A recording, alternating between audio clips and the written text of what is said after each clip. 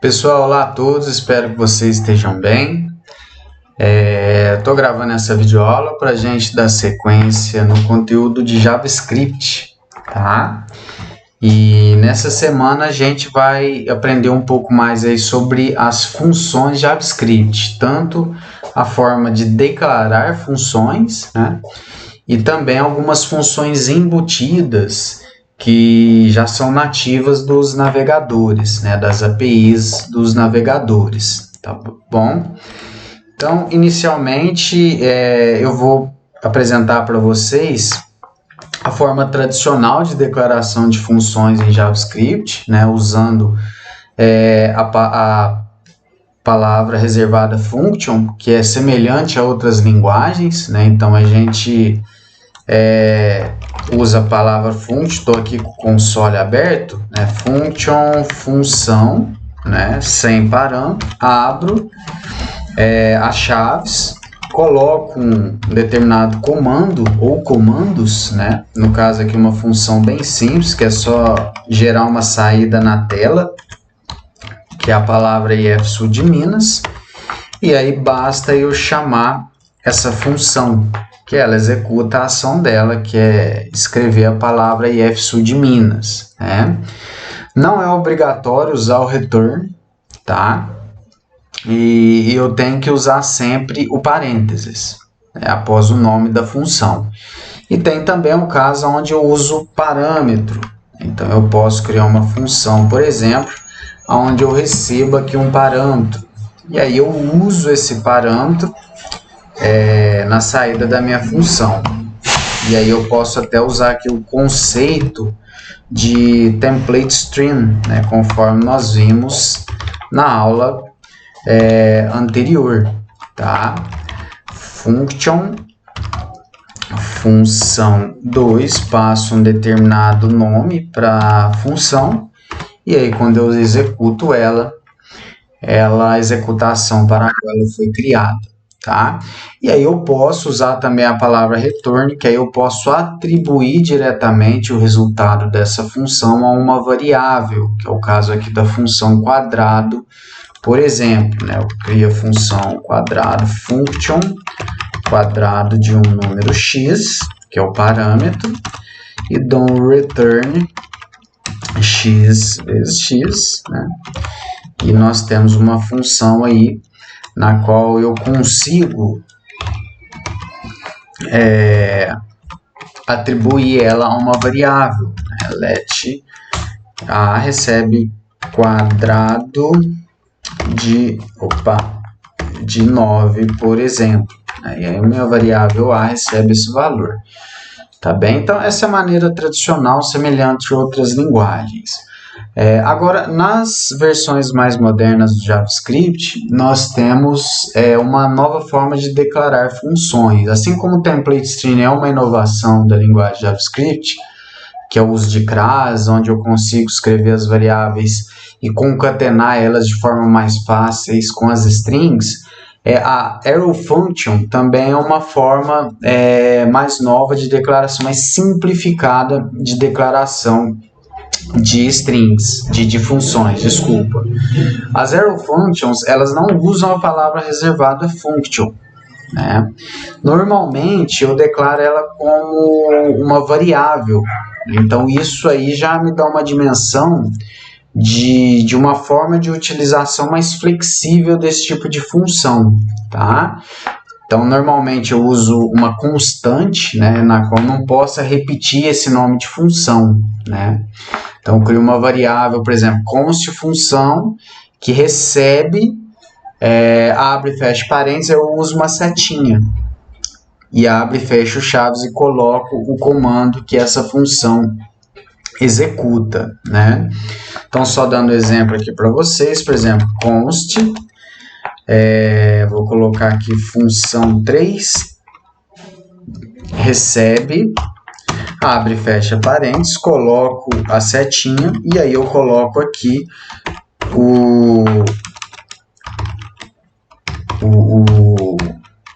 comando, né, que essa função deve executar. Então, nesse caso aqui, eu chamo a função 3 para executar escrever a palavra if, né? Um comando bem simples, tá? E aí eu consigo declarar sem usar a palavra function e de uma maneira um pouco mais simplificada também, tá? Até tão simplificada que quando é um comando só não preciso nem usar chaves, né? Quando é um comando só eu posso, por exemplo, função 4 recebe a arrow function, né? E aí eu já coloco um comando aqui que essa arrow function vai realizar, tá certo?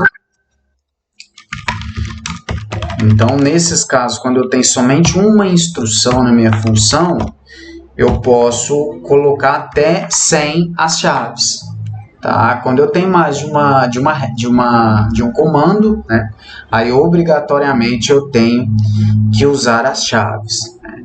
E se eu tivesse um parâmetro, tá? Eu utilizaria esse parâmetro da forma normal, né? Por exemplo, const função 5 recebe um determinado nome aqui que nós vamos falar que é n, e aí eu coloco a minha setinha e já posso colocar o comando aqui, por exemplo, return n vezes n, tá? Só para a gente testar. Aí eu chamo aqui função 5, passando o número, por exemplo, ele retorna no resultado da função, tá certo? Então essa arrow function é uma maneira mais nova de declarar funções no JavaScript e é bastante útil, né? Principalmente para você trabalhar aí com funções de callback, que a gente vai entender melhor posteriormente, tá bem? Agora, o JavaScript ele também tem uma série de funções que são utilizadas de forma auxiliar na resolução de variados problemas. A gente chama essas funções de funções embutidas, né? A gente tem funções ou métodos, né, específicos para manipulação de strings, para manipulação de números, de datas, vetores e várias outras, né? Essas funções, conforme eu já mencionei no início da aula, são funções que elas são nativas do navegador, das APIs do navegador, né? Então, por isso que a gente chama ela de funções embutidas. E agora nós vamos ver algumas delas, né? Aqui nós temos várias funções para trabalhar com strings, tá? Então, vou colocar aqui let palavra recebe, vamos colocar if sul de Minas, tracinho, campus Muzambinho. Então, cria uma variável chamada palavra, que ela tem essa string, né? E aí, basta eu chamar a variável, e aí, por exemplo, a função length, ela traz o número de caracteres dessa string, né? Se eu quiser saber qual é o caractere que está na posição 2 ou 3 da string, então eu coloco palavra, .char@, né? E eu coloco a posição que eu quero que ele retorne, por exemplo. Tá? No caso 3, ele começa de 0, né? Ele vai retornar aqui 0, 1, 2, 3, vai retornar a letra U, tá? Que é a função char@, ela retorna o caractere da string pelo índice, tá? Eu posso também concatenar essa string usando o concat, que é uma função para concatenação, e aí automaticamente essa string que eu passo no parâmetro da função é concatenada. Tá? Eu posso ter uma função que é a indexOf, que ela faz o contrário da função char@. A char@ eu passo o índice e ele me retorna o caractere. A indexOf ela faz o contrário. Eu chamo ela aqui indexOf e aí eu passo. Eu quero saber a posição que o caractere L se encontra. Então eu passo ele e ela me retorna que está na posição 4 da string. Tá? Eu tenho ainda o replace, né? Palavra.replace. E aí eu quero, por exemplo, substituir Muzambinho por Pouso Alegre, por exemplo. e aí ele substitui esse trecho aí na minha string. Tá? Eu tenho ainda um comando que é muito comum, muito utilizado, é o split, que ele é de outras linguagens também, essa função, né? No PHP a gente tem, no C a gente tem, onde eu coloco o caractere que eu quero que separe a minha string. Então eu coloco palavra.split, por exemplo, caractere tracinho, ele separa a minha string em um vetor, ele cria um vetor de duas posições, na qual na posição 0 eu tenho a primeira parte, que é antes do tracinho, e na posição 1 eu tenho um campus Muzambinho, que é a segunda parte. Né? Tenho também o uppercase, o lowercase, né, que é para passar para maiúsculo, né?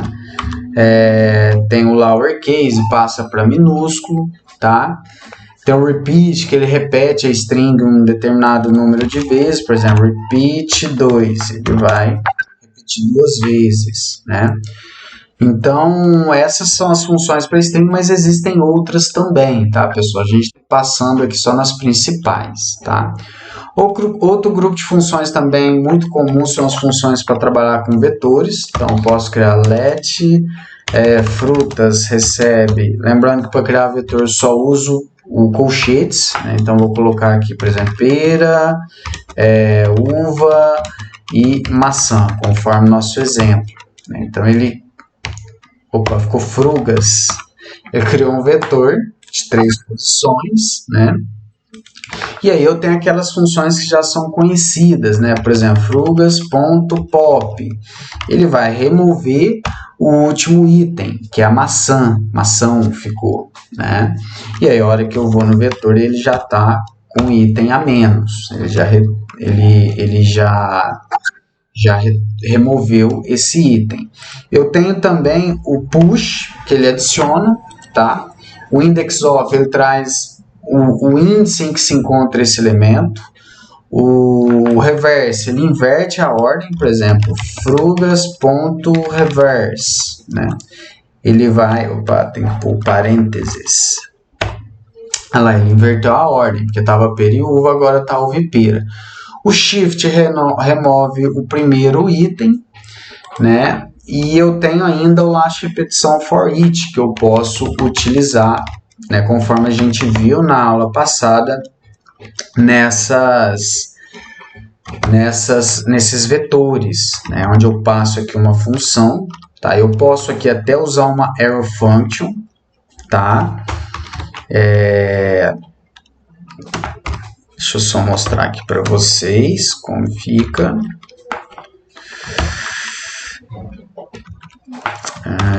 Vamos lá, só um minutinho. Console.log e vou mandar ele escrever o elemento, tá? Olha lá, ele escreve aqui, eu usei arrow function, tá? Ao invés de function, aqui eu estou usando function no exemplo, mas aqui eu mostrei para vocês usando arrow function, tá vendo? Fica mais simplificado, tá? Então, essas são as funções para trabalhar aí com vetores. Eu tenho também funções para trabalhar com datas, né? E aí eu tenho que declarar um objeto, por exemplo, data recebe new date, né? Eu crio um objeto tipo data, tá? E aí esse objeto ele traz a data atual com uma série de parâmetros que eu consigo recuperar parâmetros específicos. É now.getDate. Ele vai retornar, data.getDate, né? Ele vai retornar que o dia de hoje é 19. Eu posso também dar o getDay, que ele retorna o dia da semana, considerando de 0 a 6, né? Eu tenho, por exemplo, data.getFullYear, que ele traz o ano, utilizando o ano cheio, né, 2021. Enfim, eu tenho essas várias funções aqui para trabalhar com datas também, tá? E por fim, a gente vê um pouco de algumas funções matemáticas, tá? Vou criar aqui o let número, n recebe 3.6, tá? A variável n já existe, por isso que ele não deu certo. Vamos colocar aqui x. Opa, x também já existe. Vamos colocar y. Opa, y já existe também. Vamos colocar aqui c. C não existe. Opa, perfeito. Então, eu tenho a variável c. Eu posso dar, por exemplo, c.round, né? Opa, desculpa, maths.round de c. Ele retorna o valor arredondado para cima. Posso trabalhar também com função que traz valor absoluto, raiz quadrada, arredondado para cima, né? Eu tenho arredondado para baixo, que é o maths.floor, né? Que eu coloco aqui a variável e ele retorna o valor arredondado para baixo. Tem o maths.pi, por exemplo, que traz o número pi, né? O maths.random, que ele sorteia um valor aleatório, tá? Entre 0 e 1, tá certo? Ele sempre traz um número aleatório. Eu tenho o maths.pool, que ele retorna o primeiro elemento elevado ao segundo, tá? O math.min e o math.max, onde eu consigo verificar o menor e o maior valor, tá? Então, essas funções, pessoal, são funções úteis aí no dia a dia, né, na programação, tá? E com o objetivo de vocês praticarem um pouco, eu criei uma atividade essa semana, ela está disponível aqui na plataforma, tá? Uma tarefa, na qual vocês vão ter que executar, criar um script, uma página HTML com um código JavaScript que execute essas ações, né? Criar um vetor vazio, ler um número usando a função prompt e armazenar esse número no vetor. Aí eu pergunto para o usuário se ele quer informar mais um número. Se ele disser que ok, quer informar, eu leio o próximo número. Se não, eu vou imprimir, mostrar esses números na tela usando a função alert e vou mostrar também esses números arredondados para cima. Lembrando que é para ler um número real, né? Então, vocês vão ter que usar uns detalhezinhos aí que eu mostrei na aula passada e nessa aula de hoje também. Tá joia? Bem, pessoal, o que eu queria apresentar para vocês na aula de hoje sobre JavaScript é isso, né? Um pouco sobre funções. É importante vocês aprenderem essa forma de criar funções usando o arrow function, que é uma maneira muito usual atualmente de trabalhar no JavaScript com funções, tá? Então, por hoje é só e eu aguardo vocês na próxima aula. Um grande abraço, pessoal!